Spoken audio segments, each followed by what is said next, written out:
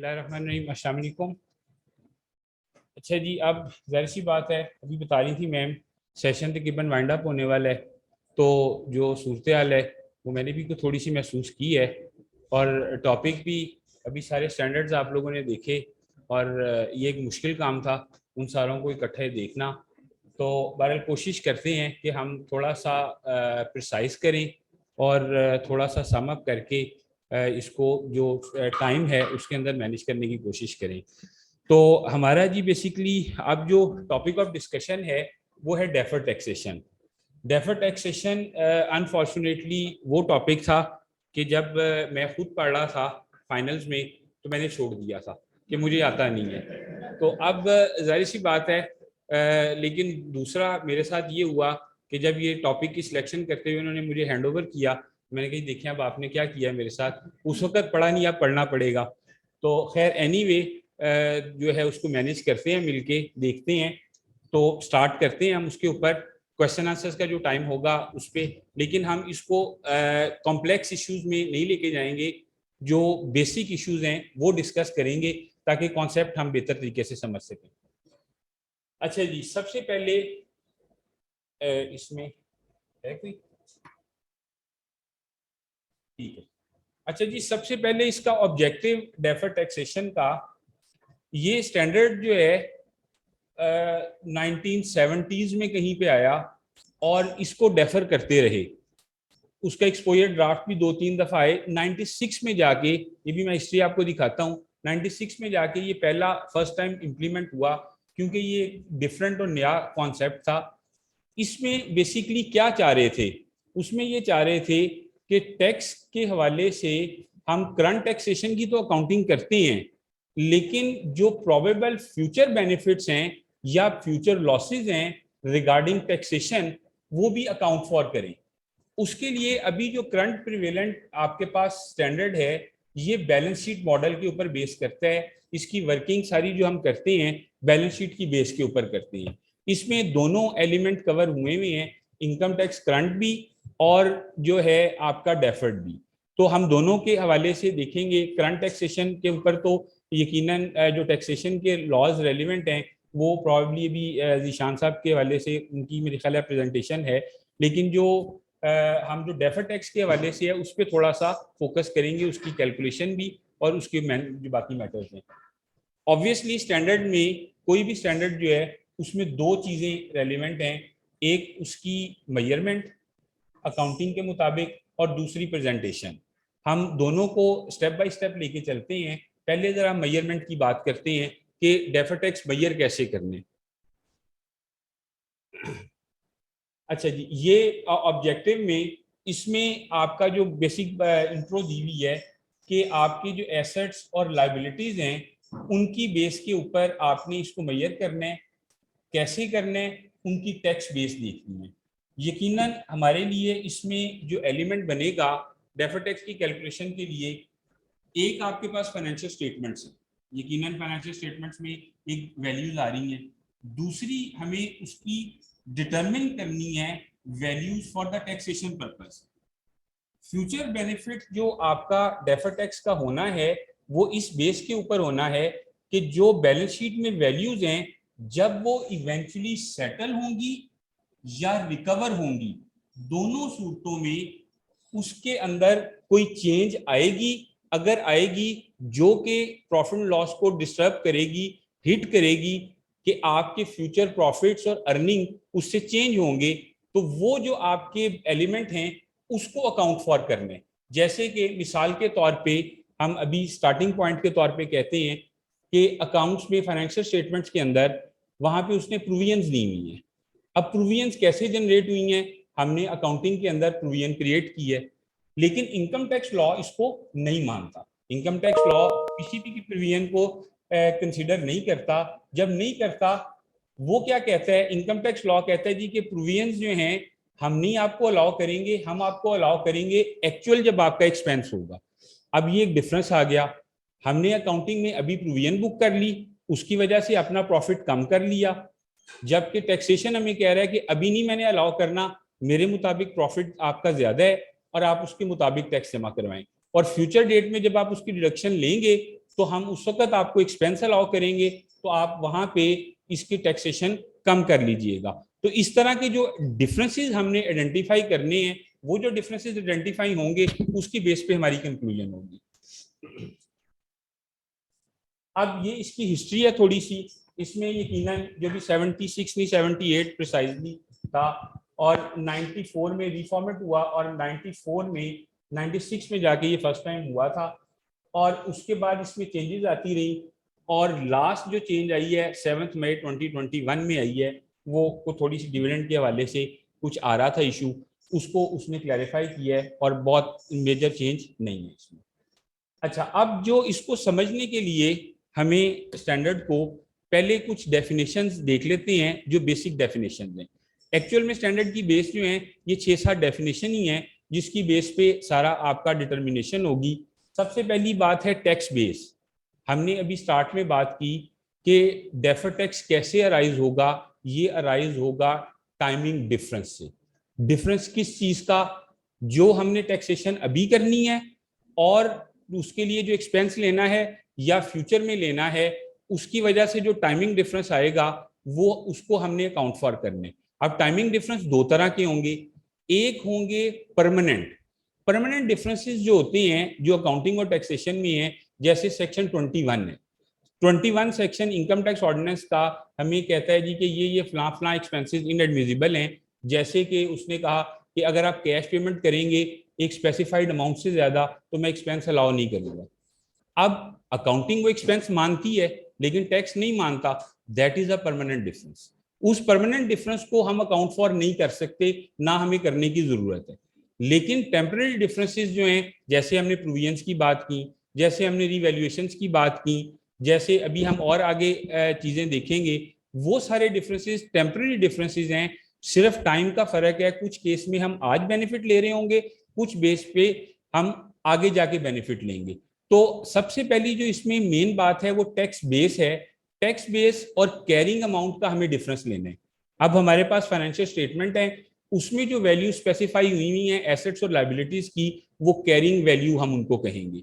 और tax base जो है वो हमें आइडेंटिफाई करनी पड़ेगी, वो कहीं पे लिखी नहीं होगी, लेकिन कुछ केसेस में हम उसको कैलकुलेट इजीली कर सकते हैं, और कुछ बेस पे शायद हमें एस्टिमेट भी करना पड़े। स्टैंडर्ड हमें चंद जगहों पे एस्टिमेट करने के लिए भी कहता है, लेकिन मेनली ये आप इजीली कैलकुलेट कर सकते हैं। टैक्स बेस पहली जो डिस्कशन है इसमें कहता है amount attributable to that asset और लायबिलिटी फॉर टैक्स पर्पसेस। इसका मतलब ये है कि टैक्स बेस वो वैल्यू है जिसको टैक्स लॉज आइडेंटिफाई करती है। अब इसकी सबसे बेसिक एग्जांपल समझने के लिए, टैक्स बेस आपके पास फिक्स एसेट्स है। फिक्स एसेट्स की जो आपकी वैल्यू आ रही है फाइनेंशियल स्टेटमेंट्स में, that is the carrying value. अब उसकी टैक्सेबल वैल्यू टैक्स बेस समझने के लिए, जो आपकी टैक्स के अंदर रिटर्न के अंदर आपकी जो रिटर्न ऑन वैल्यू कैलकुलेट होती है, वो आपकी टैक्स बेस है। अब यकीनन अकाउंटिंग डेप्रिसिएशन और टैक्स डेप्रिसिएशन का हमें पता है उन दोनों में डिफरेंस होता है। जब डिफरेंस होगा तो कैरिंग वैल्यू और टैक्स बेस भी डिफरेंट होगी। तो जिस चीज की डिफरेंस होगी हम उसको काउंट फॉर करेंगे, जिसकी डिफरेंट नहीं होगी उसको काउंट फॉर नहीं करेंगे। तो टैक्स बेस बेसिकली हम कहते हैं उसकी वैल्यू जो टैक्स पर्पस के लिए हमें यूज करनी है। अब नेक्स्ट बात है टेम्पररी डिफरेंसेस। ये हमने भी बात की, कोई भी एसेट्स और लायबिलिटीज जो हैं उनकी जो टैक्स बेस में और कैरिंग वैल्यू में जो डिफरेंस होगा वो टेम्पररी डिफरेंसेस हैं। कुछ परमानेंट होंगे और कुछ टेम्पररी होंगे। अच्छा, अब जो टैक्सेबल टेम्पररी डिफरेंसेस हैं, ये नेक्स्ट बात है। इनमें और डिडक्टेबल टेम्पररी डिफरेंसेस में हमें थोड़ा सा जानने की, थोड़ी समझने, इस पे बात हम थोड़ी सी एलेबोरेटिव करते हैं, क्योंकि अल्टीमेटली एसेट और लायबिलिटी यहीं पे डिटरमिन होनी है और इसी की बेस पे फैसला होने। कहता है जी temporary difference that will result in taxable amount in determining taxable profit of future period when carrying amount of asset is recovered और सेटल्ड। अल्टीमेटली क्या हो रहा है कि जब कैरिंग वैल्यू अल्टीमेटली सेटल होंगे फ्यूचर में, रिसीवेबल से मुझे पैसे रिसीव होंगे, अल्टीमेटली सेटल हो गए। जो हमारे फिक्स एसेट्स हैं उसकी वैल्यू अल्टीमेटली डेप्रिशिएट हो रही है या एसेट डिस्पोज ऑफ होगा। जब वो डिस्पोज ऑफ होगा तब भी सेटल होगा, जब डेप्रिशिएट होगा तब भी सेटल होगा। ये दोनों आपके टैक्स इंसिडेंस को इम्पैक्ट करते हैं। तो अब ये डिफरेंसेस जो हैं, टैक्सेबल टेम्परेरी डिफरेंस, इसकी पहचान बेसिकली ये है कि taxable temporary differences are timing differences which cause taxable income in current year to be lower. इसकी वजह से टैक्सेबल टेम्परेरी डिफरेंस की वजह से करंट ईयर की जो आपकी इनकम है वो लो होगी। अब इसके लिए अगर हम एग्जांपल अभी लेते हैं आगे, और इससे आपकी लायबिलिटी डिटरमिन होगी, अल्टीमेटली आपकी लायबिलिटी डिटरमिन होगी टैक्सेबल टाइमिंग डिफरेंसेस से।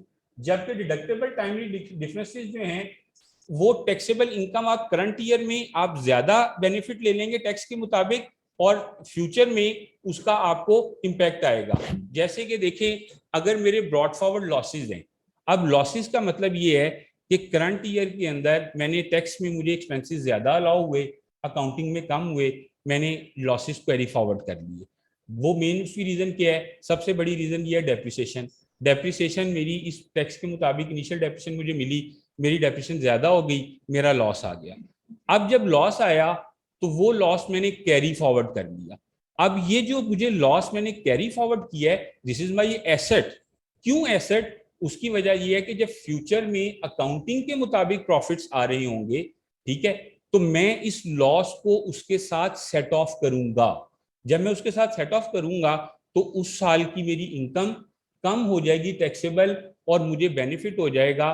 तो आज मुझे जो ये लॉस हुआ है वो मेरा एसेट बन गया है, और अगले पीरियड्स में मैं उसको यूज करते हुए बेनिफिट अवेल करूंगा। अब ये जो सारी डिस्कशन है एसेट्स और लायबिलिटीज की, एक्चुअल में हम अभी कंक्लूजन पे जब आते हैं तो वहां पे हम इसको जरा और तफसील से बात करेंगे कि इसकी रिकॉर्डिंग कैसे करनी है अकाउंट्स में, फाइनेंशियल स्टेटमेंट्स में। एसेट्स हम क्यों रिकॉर्ड नहीं करते, लायबिलिटीज क्यों रिकॉर्ड करनी जरूरी है, स्टैंडर्ड्स क्या कहते हैं, ये हम बात अभी करते हैं। लेकिन बेसिक बात ये है कि standard is quite flexible relating to assets. उसमें कुछ उसने हमें प्रोविजंस दी हुई हैं कि आप एसेट कुछ केसेस में ना भी रिकॉर्ड करें तो कोई फर्क नहीं पड़ता, लेकिन उसके लिए उसने क्राइटेरिया दिया कि कब रिकॉर्ड नहीं करना। यहां पे हम डेफिनेशन की हद तक ये कंक्लूड कर रहे हैं कि अगर मेरे पास एसेट क्रिएट हुआ है, डेफर्ड टैक्स एसेट, जैसे कि मेरे लॉसेस इस दफा ज्यादा आए हैं, तो उस केस में मैं अगले पीरियड्स में उसका बेनिफिट इस तरह से लूंगा कि जब मेरी टैक्सेबल इनकम आएगी तो उसके अगेंस्ट में लॉसेस सेट ऑफ कर लूंगा, ये मेरा एसेट हो गया। अब अगर मैंने अगले पीरियड्स में जो बेनिफिट लेने की बजाय मुझे लॉस होना है, तो फिर मेरी लायबिलिटी क्रिएट होगी। अभी मैं एग्जांपल से आपको इसको एक्सप्लेन करता हूं। अच्छा, इसमें बात दो डेफर आगे हैं, डेफर्ड टैक्स लायबिलिटीज, ये तो सिंपल। अच्छा, और डेफर्ड टैक्स एसेट हैं, तो ये दोनों की हमने बात की। पहले हम जरा करंट टैक्स की बात कर लें। ये बिल्कुल सिंपल सा एक छोटा सा 2 लाइनों की बेसिक बात है। इसमें करंट टैक्स क्या होता है? IAS 12 जो है टैक्सेशन, जो करंट टैक्स और डेफर्ड टैक्स दोनों को काउंट फॉर करता है। करंट टैक्स ये है कि अब जिस तरह फाइनेंशियल स्टेटमेंट 30 जून को क्लोज हुई, अब इस वक्त जो मेरा गेन या लॉस आया, I know it very well. मेरी लायबिलिटी कितनी बनी, I know it very well. मैं जब अकाउंट्स क्लोज करता हूं तो उसकी प्रोविजन बुक कर लेता हूं कि मेरा इतनी लायबिलिटी है, that is my current tax. ठीक है, ये मुझे पे करना ही करना है। अगर मैं ज्यादा पे कर चुका हूं तो मेरा एसेट आ जाएगा, और अगर मैं कम पे किया हुआ है तो मेरी लायबिलिटी आ जाएगी। तो करंट टैक्सेशन तो आप अकाउंट जब क्लोज करते हैं इसकी तो रिकॉर्डिंग रेगुलर मैनर में करते हैं, तो इसलिए कोई इतना मेजर इसमें डिस्कशन का पॉइंट नहीं है। अब जो अगली बात है, कैलकुलेशन ऑफ डेफर्ड टैक्स। ये जो कैलकुलेशन है बिल्कुल सिंपल सा मेथड है। लॉ कहता है जी कि जितने टेम्परेरी डिफरेंसेस हैं, टेम्परेरी डिफरेंसेस क्या, कैरिंग वैल्यू के और टैक्स बेस के। इसके लिए कुछ लोग जो कहते हैं, जो आप लोगों के लिए ज्यादातर जो स्टूडेंट्स हैं, कि आप इसको कैलकुलेट करने के लिए सारे एसेट्स और सारी लायबिलिटीज एक दफा जरूर रिप्रोड्यूस करें। उसकी वजह यह है कि जब आप उसका टोटल लगाएंगे उसकी वैल्यू 0 आएगी, तो इसका मतलब है कि आपने सारे एसेट और सारी लायबिलिटीज अकाउंट फॉर कर ली हैं। उसके बाद सेकंड फेज पे आप जाएं, उनकी टैक्स बेसिस लिखना शुरू करें।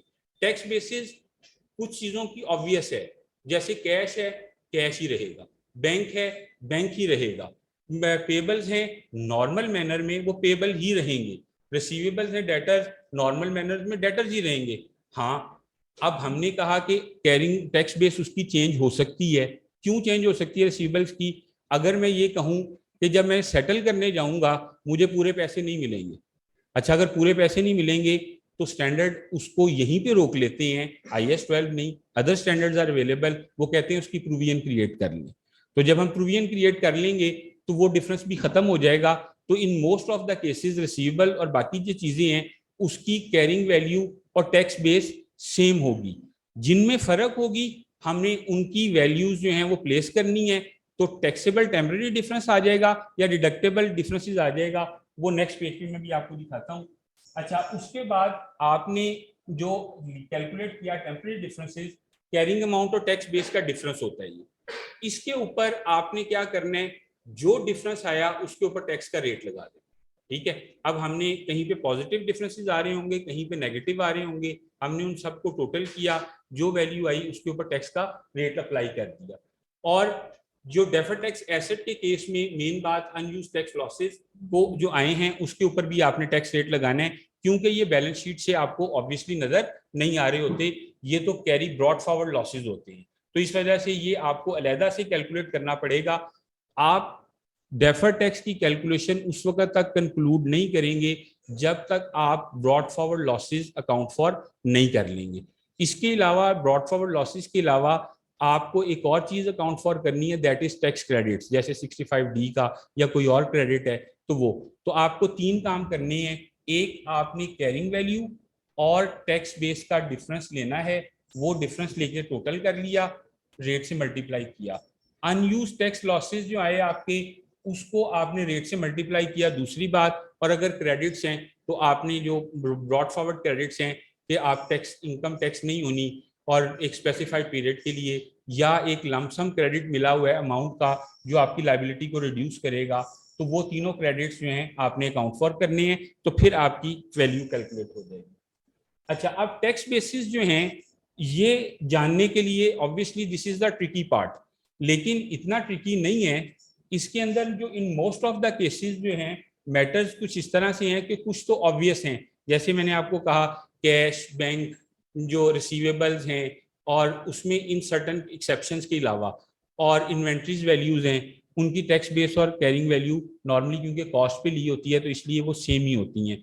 तो उसके अलावा जो होंगे वो होंगे एसेट्स की वैल्यू डिटरमिन करने के लिए स्टैंडर्ड ने हमें कहा कि tax base of asset is the amount that will B deductible against taxable economic benefit from recovering the carrying amount of the asset, कि जो इकोनॉमिक बेनिफिट हम रिकवर करेंगे कैरिंग अमाउंट के साथ, अगर इकोनॉमिक बेनिफिट जो है अमाउंट्स में बराबर रहेगा तो डिफरेंस अराइज नहीं होगा, अगर बराबर नहीं रहेगा तो डिफरेंस तभी अराइज होगा।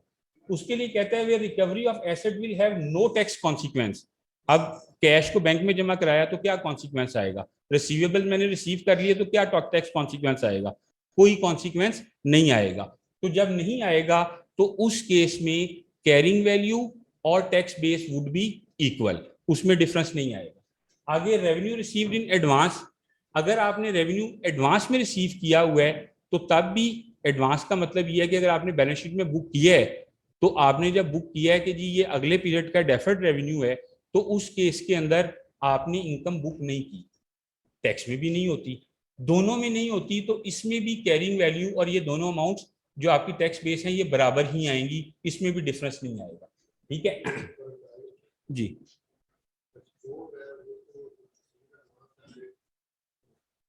जी सर, वो जो जी सर, ये जो एक्सपोर्ट वाला मैटर है ना, ये एक्सपोर्ट इसलिए इसमें कवर नहीं होगी इस डिस्कशन में क्योंकि export full and final tax है। फुल एंड फाइनल टैक्सेशन जो है वो डेफर टैक्स के स्कोप से वैसे ही हम एक्सक्लूड हो जाएंगे। उसकी रीजन ये है कि वहां पे टेम्पररी डिफरेंसेस अराइज ही नहीं होते। टेम्पररी डिफरेंसेस अराइज वहां पे होती हैं, अब देखिए मेरी इनकम सारी की सारी एक्सपोर्ट है अगर, तो करंट पीरियड में भी मेरी ग्रॉस सेल मेरी इनकम है और जितना टैक्स कटा है वो मेरी लाइबिलिटी है। I am not discussing about any benefit, मुझे जो एक्सपेंस है वो कोई नहीं अलाउ होगा। अगर फ्यूचर में भी मेरी सारी एक्सपोर्ट ही रहनी है तो हम डेफर टैक्स रिकग्नाइज करते ही नहीं, तो इसका इम्पैक्ट आएगा ही नहीं। जी जी सर जहां पे भी फाइनल डिस्चार्ज होगा वहां पे आप डेफर्ड टैक्स रिकॉग्नाइज नहीं करेंगे। जी जी सर वो बेस तो चेंज होगी। जी जी जी जी सर टैक्स बेस तो चेंज होगी लेकिन आपने डेफर्ड टैक्स कैलकुलेट नहीं करना। देखिए बेनिफिट नहीं लेना ना, नॉर्मल टैक्सेशन का जो फर्स्ट शेड्यूल का जो रेट है 30% 40%, वो तो नहीं चार्ज होगा ना।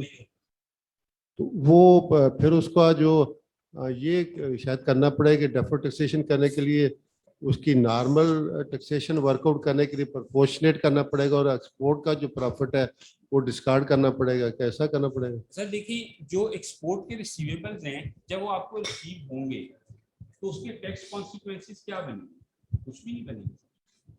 नॉर्मल प्रॉफिट टैक्स बेस करने के लिए जी हम जो टाइमिंग डिफरेंसेस निकालेंगे उसका टैक्स लायबिलिटी भी तो वर्कआउट करेंगे ना। तो वो उस वक्त जो पोर्शन है उसका एक्सपोर्ट का वो डिस्कार्ड करेंगे ना, उसके जितने भी एक्सपेंसेस हैं और डेप्रिसिएशन है, इनिशियल डेप्रिसिएशन है या रिवर्सल ऑफ इनिशियल डेप्रिसिएशन है, जी वो सारी तो वर्किंग करनी पड़ेगी उसकी। जी आप बिल्कुल करेंगे सर, बिल्कुल करेंगे। तो उससे आप जो बेसिकली पॉइंट क्या यकीनन वर्किंग होगी, उससे आप क्या कंक्लूड क्या कर रहे हैं? मैं उसको बेसिकली मैं कहता कि मैं ठीक है मेरा एसेट में एक्सपोर्ट मैंने की है। इनका तो अपॉर्चुनिमेंट का मेरे ख्याल इशू है कि we have export sales and we have local sales. जी तो deferred tax to the extent of local sales आ जाएगा और एक्सपोर्ट सेल के रेफरेंस से नहीं सर आएगा। डेफर्ड टैक्स आपने सेल पे तो कैलकुलेट नहीं ना करना, बैलेंस शीट मेथड है।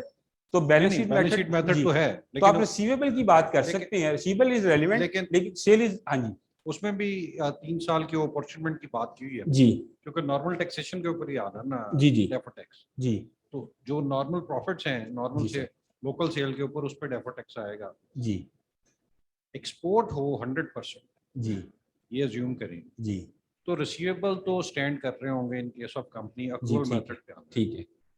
और रिसीवेबल का जो पोर्शन है जी उसका प्रॉफिट भी मेरे प्रॉफिट्स में शामिल जी हो जाएगा। अगर मैं सिर्फ टैक्स विद हेल्ड की बेसिस पे एफटीआर में जा रहा हूँ जी एमटीआर अब जो कहते हैं, तो रिसीवेबल के ऊपर टैक्स की अमाउंट अकाउंट फॉर नहीं हुई। जब मैं वो अकाउंट फॉर करूंगा जी तो that will be my tax expense in next year. जी ठीक है सर। तो उस पे जहां तक मुझे याद पड़ता है जी सर कि आई कैप ने भी एक ओपिनियन दी थी जी कि उसको अकाउंट फॉर कैसे करना, जी वो एग्जिस्ट करती है। जी बिल्कुल एग्जिस्ट करती है सर। देखिए पहली बात ये है कि हम थोड़ा सा और प्रिसाइज कर लेते हैं डिस्कशन को। हम ये बात कर रहे हैं कि अगर मेरी एक्सपोर्ट सेल है तो एक्सपोर्ट वाले पोर्शन ने जो है वो फाइनल टैक्स में जाना है। अगर तो सारी एक्सपोर्ट सेल है तो हमारी डिस्कशन कंक्लूड हो गई उसमें, तो फिर डिस्कशन खत्म होगी। ठीक है, आप ये कह रहे हैं कि अगर पार्शल है, पार्शल की बात तभी क्वेश्चन अराइज होगा ना। कुल की बात जब आप कर रहे हैं सर, देखें कुल की बात में तो सिंपल मैनर आ गया कि मेरी लाइबिलिटी जो डिटरमिन होनी है वो है ही 1%, उसमें चेंज आना ही नहीं, वो सेल का 1% है।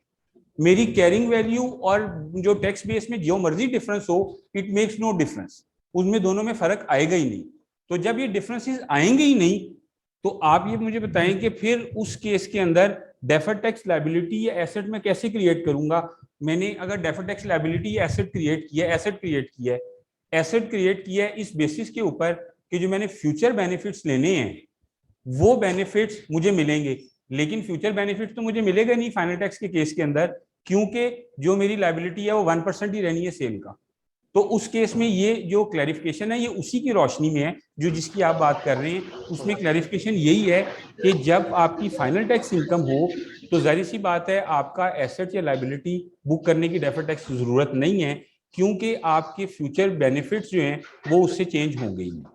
तो बेसिक ये बात है। और अगर इसकी सर मैं इसमें ना थोड़ी सी एडिशन करना चाहता हूँ इनके सवाल में, ये सर जो कर रहे हैं कि इनका क्वेश्चन जो है वो पॉइंट ये है कि सेल इस साल में हो गई है और जी। जो टैक्स होता है एक्सपोर्ट में वो रियलाइजेशन बेसिस पे फाइनल डिस्चार्ज हो जाता है। जी ठीक है। और इसका मतलब है कि सेल इस साल में हो गई है और उसका टैक्स जो है वो अगले साल में अकाउंट फॉर होगा।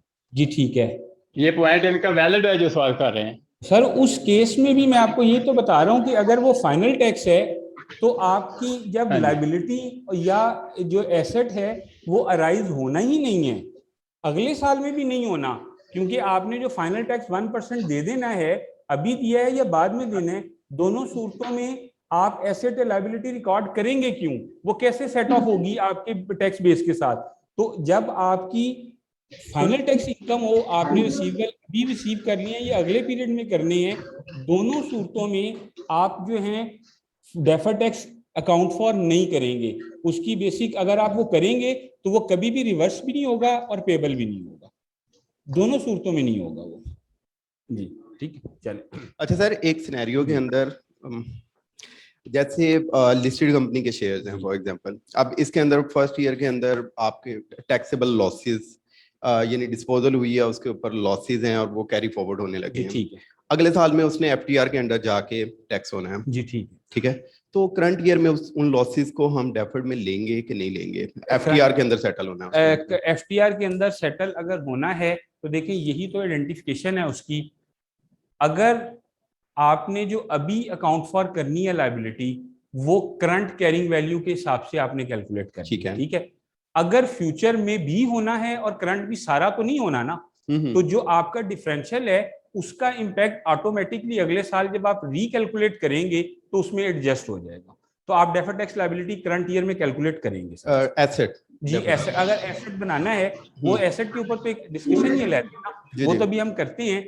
लेकिन पहली बात ये है कि डेफर्ड टैक्स कैलकुलेट होगा सिर्फ इस बेस पे कि एक एलिमेंट की वजह से कि इन्वेस्टमेंट आगे जो है फाइनल टैक्स में चली जाएंगी, बाकी सब चीजें नहीं जाएंगी, तो डेफर्ड टैक्स आप कैलकुलेट करेंगे इंडिविजुअल एसेट्स की टैक्स बेस के साथ। नहीं, वो तो होगा। जी, मैं अब स्पेसिफिकली इसके लॉसेस की बात कर रहा हूँ कि ये तो टैक्सेशन होने जा रही है एफटीआर के अंदर, और अभी हम ये बात कर रहे हैं जिस तरह टीआर भी अवेलेबल है आईकैप की, कि उसके ऊपर हमने डेफर्ड टैक्स की इम्प्लीकेशन नहीं आएंगी। स्पेसिफिकली मैं इनकी इन्वेस्टमेंट की बात कर रहा हूँ और उसके ऊपर जो लॉसेज आएंगे, तो इन लॉसेज के ऊपर क्या हम डेफर्ड टैक्स एसेट रिकॉग्नाइज करेंगे कि नहीं करेंगे? स्पेसिफिकली मैं एफटीआर वाले लॉसेज की बात कर रहा हूँ। जी सर, जो एफटीआर वाले लॉसेज हैं वो तो देखें, जो एफटीआर वाले लॉसेज है लॉ, इनकम टैक्स लॉ उसको रिकॉग्नाइज करता ही नहीं है ना। आपका जो चीज एफटीआर के अंदर है, नहीं, वो आगे उसकी एडजस्टमेंट दे रहे हैं ना। फॉर एग्जांपल जैसे उसका होल्डिंग, आप लॉसेज कह रहे हैं ना। जी मैं सर वही एक्सप्लेन करता हूँ। जिस तरह होल्डिंग पीरियड 3 ईयर है, ठीक है। अब अगर इनकम टैक्स ऑर्डिनेंस जो सीजीडी की कैलकुलेशन करते हैं एनसीसीपीएल वाले, वो उसके अंदर अगर पहले साल में लॉसेस थे, ठीक है, उसको कैरी करते हैं अगले साल के ऊपर, और अगले साल के अंदर जाके उसकी टैक्सेबल गेन्स के अंदर उसकी एडजस्टमेंट करते हैं पिछले जो लॉसेस, उसके बाद अल्टीमेट लायबिलिटी कंप्यूट करते हैं उसके ऊपर। तो इस सिनेरियो के अंदर जो है इनकम अगले साल में जो टैक्स हुई है वो एफटीआर के अंदर हुई है। एफटीआर में क्यों हुई है?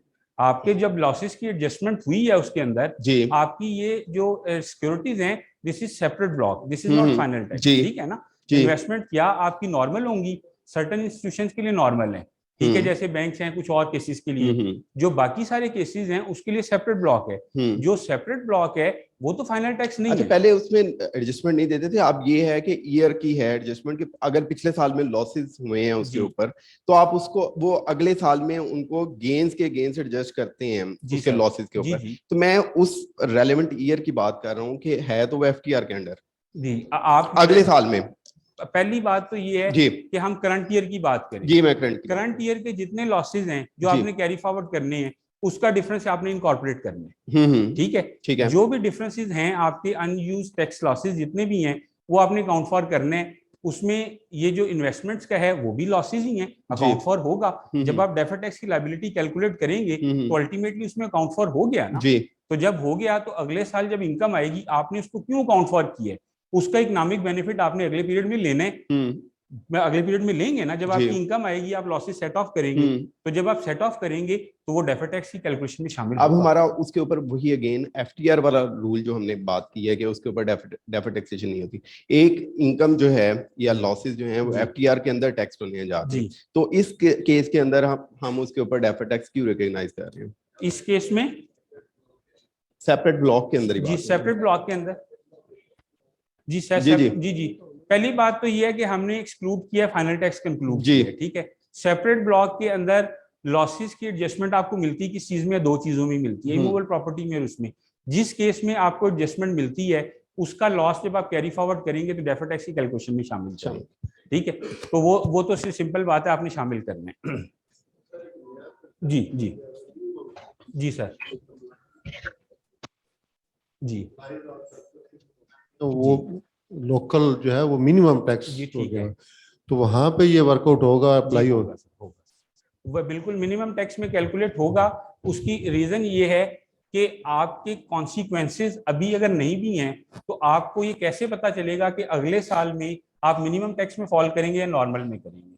तो उस सूरत में मिनिमम टैक्स के केस में भी हम कैलकुलेट करते हैं। मिनिमम टैक्स तो सिर्फ ये कहता है ना कि जो आपने लायबिलिटी डिटरमिन करनी है वो डिफरेंशियल होगा, ठीक है। आपका जो विच एवर इज आयर, अगर आपका टैक्स ज्यादा कटा हुआ है तो वो हमले कितना क्विक चलें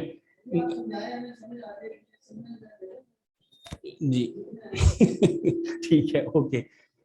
अच्छा जी, इसमें जो आगे हैं टैक्स बेसिस नॉट इमीडिएटली या अनरिकग्नाइज्ड आइटम, जो अनरिकग्नाइज्ड आइटम होती हैं उसकी कैरिंग वैल्यू जो आपने बैलेंस शीट में रिकग्नाइज की ही नहीं है उसकी टैक्स बेस नील होगी। तो जब नील होगी तो उसका भी इम्पैक्ट कोई नहीं आएगा। लेकिन tax base not immediately apparent, कुछ केसेस में वो ये कहता है कि इमीडिएटली अपेरेंट अगर नहीं भी है, जैसे कि हमने रिसीवेबल की बात की, हु नोज बैड डेट्स कितने हो जाएंगे, तो उस केस में आप ये कर सकते हैं, उसको बेस्ट जज करने की कोशिश करें। अगर हो सकता है तो कर लें, अगर नहीं हो सकता तो कोई बात नहीं, उसको काउंट फॉर ना करें। और कंसोलिडेटेड फाइनेंशियल स्टेटमेंट के हवाले से जो मोस्ट प्रेफर्ड मेथड है कि जी जो आप बाकी एंटिटीज हैं उनकी रिटर्न्स देख लें जिनकी कंसोलिडेशन कर रहे हैं और उससे आप टैक्स बेस दोनों एसेट्स की कैलकुलेट कर लें। अच्छा जी, ये एक छोटी सी एग्जांपल है जैसे कि टैक्स बेसिस और कैलकुलेट करने के लिए पहले कैरिंग अमाउंट ली हुई है, फिर टैक्स बेसिस जैसे कैश है उसकी वही रहेगी, इन्वेंट्री की सेम रहेगी, account receivable in most of the cases same रहेगी। अलाउंसेस फॉर डाउटफुल डेट्स जो हैं, अगर अलाउंसेस लिए हुए हैं, प्रोविजंस ली हुई हैं, तो ये डिडक्टेबल टाइमिंग डिफरेंसेस हैं। डिडक्टेबल टाइमिंग डिफरेंस क्यों है कि ये मेरा एसेट बन जाएगा। एसेट क्यों बन जाएगा कि अकाउंटिंग के अंदर हमने भी डिडक्शन ले ली है लेकिन टैक्स में मुझे भी नहीं मिली। तो जब नहीं मिली तो जब फ्यूचर में मैं डिडक्शन लूंगा तो उसका टैक्स कॉन्सिक्वेंस जो आएगा वो मुझे बेनिफिट होगा। आगे जो है प्रीपेड रेंट है, वो आपका टैक्सेबल टेम्पररी डिफरेंसेस हैं। और जो इक्विपमेंट और एक्यूमुलेटेड डेप्रिसिएशन, इन दोनों को अलग-अलग लिखा हुआ है, लेकिन हम नॉर्मली जो है इन दोनों को नेट करके लिखते हैं। नेट करके लिखेंगे तो उस केस में टैक्स बेस कम है। टैक्स बेस कम होने का मतलब यानी 1.6 मिलियन के मेरे इक्विपमेंट है और मैंने 9.7 मिलियन की डेप्रिसिएशन ली हुई है, तो नेट अमाउंट ये बनती है तकरीबन 6.5 मिलियन की, और दूसरे केस में बनती है 10 लाख रुपए। तो इस केस में इसका मतलब ये है कि मेरी जो टैक्स बेस है वो कम है। टैक्स बेस कम होने का नतीजा क्या निकलेगा? इसका नतीजा ये निकलेगा ये मेरी लायबिलिटी बन जाएगी। क्यों लायबिलिटी बन जाएगी? टैक्स बेस कम होने का मतलब ये है कि मैंने करंट पीरियड या प्रीवियस पीरियड में डेप्रिसिएशन ज्यादा चार्ज कर चुका हूं, अगले पीरियड्स में मुझे डेप्रिसिएशन कम मिलेगी। तो जब कम मिलेगी तो हम ये जो है टैक्सेबल टाइमिंग डिफरेंस है ये अल्टीमेटली लायबिलिटी बनेगी। अच्छा जी, आगे ये बिल्डिंग की भी वही सिचुएशन है, लैंड की वैल्यू वही है, गुडविल नेट कोई इम्पैक्ट नहीं आएगा उसका भी, अकाउंट्स पेबल में भी कोई नहीं, प्रोविजंस जितनी हैं वो सारी डिडक्टेबल टाइमिंग डिफरेंसेस हैं। और टेम्पररी डिफरेंसेस हमने कैलकुलेट कर लिए 396 मिलियन और 396,000 और 559,000। उसके ऊपर हम टैक्स का रेट लगाएंगे, लगा के हम अल्टीमेटली बुक कर लेंगे। डेफर्ड टैक्स एसेट मेरा 131 मिलियन आया, ये कहाँ से आया? डिडक्टेबल टाइमिंग डिफरेंसेस से। और जो मेरा 118,000 आया, ये टेम्पररी डिफरेंसेस, इन दोनों का डिफरेंस जो है मैं इनकम टैक्स एक्सपेंस बुक करूंगा। तो इसमें कैलकुलेशन आपको इसी तरह बैलेंस शीट में से कैरिंग वैल्यूज लेनी पड़ेंगी और आगे आप उन सारों की टैक्स बेसिस लिखेंगे जो भी अवेलेबल होंगी। मोस्ट रेलिवेंट आपके लिए ज्यादा जो बनती हैं वो बनेंगी मेनली इसके अंदर एक आपकी फिक्स एसेट्स की रिवैल्यूएशन हुई हो तो उसका एक डिफरेंट इम्पैक्ट होता है। उसके अलावा आपकी प्रोविजंस का डिफरेंस आएगा, डेफर्ड जो आपके हैं लाइबिलिटीज जैसे हैं आपकी रिटायरमेंट बेनिफिट्स वगैरह, उनका इम्पैक्ट आएगा, तो वो सारी आप अकाउंट फॉर इसमें करेंगे। अच्छा जी, इसके बाद ये आगे एक और छोटी सी एग्जांपल है, अनयूज्ड टैक्स लॉसेस ये कैसे एडजस्ट होते हैं, इसको भी हम एक क्विकली जरा एक दफा रैप अप कर लेते हैं। अकाउंटिंग प्रॉफिट करंट ईयर में, ईयर 1 में मुझे लॉस आ गया। जब मुझे लॉस आया तो ये लॉस मैंने कैरी फॉरवर्ड कर लिया। जब मैं इसको कैरी फॉरवर्ड करूंगा तो ये मेरा एसेट बनेगा, ठीक है। अब ये डेफर्ड टैक्स एसेट है। अब ईयर 2 में क्या हुआ, ईयर 2 में मुझे 100 मिलियन का अकाउंटिंग प्रॉफिट आया, इसमें से फॉर एग्जांपल मैंने 50 मिलियन का लॉस सेट ऑफ किया। जब मैंने लॉस सेट ऑफ किया तो बाकी प्रॉफिट बना 50 मिलियन, उस पर मैंने 20% टैक्स का रेट लगाया, तो 10 मिलियन का मेरा करंट टैक्स बन गया। आपका 29% है तो आप 29% लगा लें। उसके बाद आपकी जब कैलकुलेशन ऑफ डेफर्ड टैक्स करेंगे तो आपकी जो कैरी फॉरवर्ड रह गया हुआ है, जो अनयूज्ड लॉसेज हैं, वो 350 मिलियन रह गए हैं। पहले 400 मिलियन थे, अब 350 रह गए, तो आपने उसका 20% या 29% कैलकुलेट करेंगे तो वो आपका आ जाएगा डेफर्ड टैक्स एसेट। अब रिमेनिंग पहले 80 था, अब 70 रह जाएगा। तो लॉसेज 400 मिलियन पे हमने 20% कैलकुलेट किया तो 80, और अब 350 रह गए, क्योंकि 50 हमने एडजस्ट कर लिया तो एसेट मेरा कम होके 70 रह गया। तो ये इस तरह से आगे कम होता जाएगा इवेंचुअली, जब तक मेरे सारे लॉसेस सेट ऑफ नहीं होते उस वक्त तक ये मेरे पास एसेट रहेगा। अब वो जो कैरिंग, ये सिर्फ खाली हमने ये नहीं लेना, हमने सारी बाकी चीज़ों को भी लेना है। जहाँ पे कैरिंग वैल्यू और टैक्स बेसिस का डिफरेंस ले रहे हैं, वो भी लॉसेस का भी और टैक्स क्रेडिट का भी, तीनों का जो नेट इम्पैक्ट आएगा वो या एसेट बनेगा या लायबिलिटी बनेगा। जी जी जी, टैक्स लॉस, जी जी जी 50% एडजस्ट हो जाए। देखें अगेन हमारा तो पॉइंट ये है कि मेरा लॉस है वो जो है बिजनेस लॉस है या अनअब्जॉर्ब डेप्रिसिएशन के, दोनों लॉसेस मेरे लिए टैक्स एसेट हैं। आज नहीं तो कल, अगले साल, उससे अगले साल, उससे अगले साल, मैं किसी न किसी साल में उसको एडजस्ट कर लूंगा जब मुझे प्रॉफिट्स आएंगे। अब जितने हो गए, जैसे इस केस में भी 50 एडजस्ट हुए, बाकी 50 हमने नहीं किए, तो जो जितने एडजस्ट किए वो उतने से मेरा एसेट कम हो गया, बाकी मेरा एसेट उसी तरह रहा। हमने जो 400 था उस पे 29% पे हमने एसेट बुक किया। जी ऐसे, बिल्कुल ऐसे ही। अब डेप्रिसिएशन हमें पता है कि अगले साल से 50% ही हमें मिलना है क्रेडिट। जी ठीक है, तो उस पे भी 29% ही हम क्रेडिट लेंगे। नहीं आप तो एसेट तो आपका टोटल है ना, आप सिर्फ अगले साल का ना लें, अगले सालों का लें। आपने सारे सालों का लेना है ना, तो सारे सालों का जब लेंगे तो आप जब उसको टोटल करेंगे तो वो उसी तरह रहेगा। अब आपने देखिए इस केस में भी 50 एडजस्ट किया है ना, 100 तो नहीं हमने किया, तो जितना एडजस्ट हो गया उतना एसेट कम हो गया, बाकी आगे कैरी हो जाएगा। ठीक है ना सर? इसी हवाले से मेरा क्वेश्चन है सर। जी जी सर हमें ये पता है कि डेफर्ड टैक्स एसेट एक प्रोमाइज है कि हमने तभी रिकॉर्ड करना है जब फ्यूचर अवेलेबल टैक्सेबल प्रॉफिट्स हैं जिनके अगेंस्ट हम लॉसेस एडजस्ट कर सकते हैं। सर एक प्रोमाइज है। अच्छा, इसमें मेरा सवाल ये है कि पिछले पीरियड्स में हमने एक चीज देखी पिछले टैक्स ईयर्स में कि हमारा टैक्स जो कॉर्पोरेट टैक्स रेट होता था each successive tax year 1% decrease होता था। जी करंटली हम देखें तो एक सुपर टैक्स का भी कॉन्सेप्ट आ गया, अगले साल हमें पता है कि सुपर टैक्स एक लगेगा। सर इस सिचुएशन में जो लॉसेस हैं, आपने उसका फॉर्मूला बताया कि losses multiply by tax rate. अब ये टैक्स रेट कौन सा होगा? क्योंकि अगर अगले फ्यूचर पीरियड्स में हमारा अगर टैक्स रेट रिड्यूस हो रहा है या इंक्रीज हो रहा है तो हमें जो अवेलेबल बेनिफिट होगा वो भी उसी हिसाब से होगा। तो उसकी रिकॉर्डिंग हम आज ही उसको एंटिसिपेट करके कर करेंगे। मतलब कि अगर फॉर एग्जांपल आज 29% और कल मेरा 35% टैक्स तो आप रेट 35 पे लेंगे। तो 35 पे जी 30 स्टैंडर्ड स्पेसिफिकली कहता है कि जो आपका आगे एंटिसिपेटेड रेट है आपने उस पे कैलकुलेट करना है। ये तो स्टैंडर्ड में लिखा हुआ है। ठीक है जी, ठीक है। तो फिर anticipation, this is the anticipation ना। अगर तो आप वन ऑफ की बात कर रहे हैं तो फिर आपको मॉडिफाई करना चाहिए उसको, फिर नहीं करना चाहिए ना। देखिए अगर तो हम ये कह रहे हैं कि रेट चेंज हो गया है और आगे वही रहना है तो फिर तो हम चेंज कर लेंगे। लेकिन अब हमें ये पता है कि ये वन ऑफ, अब जैसे कि अभी जो चेंज आई है सुपर टैक्स, वो तो उन्होंने 2022 पे लगाया है, अगले सालों पे तो लगाया ही नहीं है अभी, लेकिन लगाएंगे। ठीक है, एंटिसिपेशन हम लोगों की यही है कि अब ये सुपर टैक्स लग गया तो ये लगा ही रहेगा। ऐसे ही है ना सर? तो इसलिए जब ये लगा रहेगा तो आप एंटिसिपेट करके उसको कर सकते हैं, उससे कोई मेजर फर्क नहीं आएगा।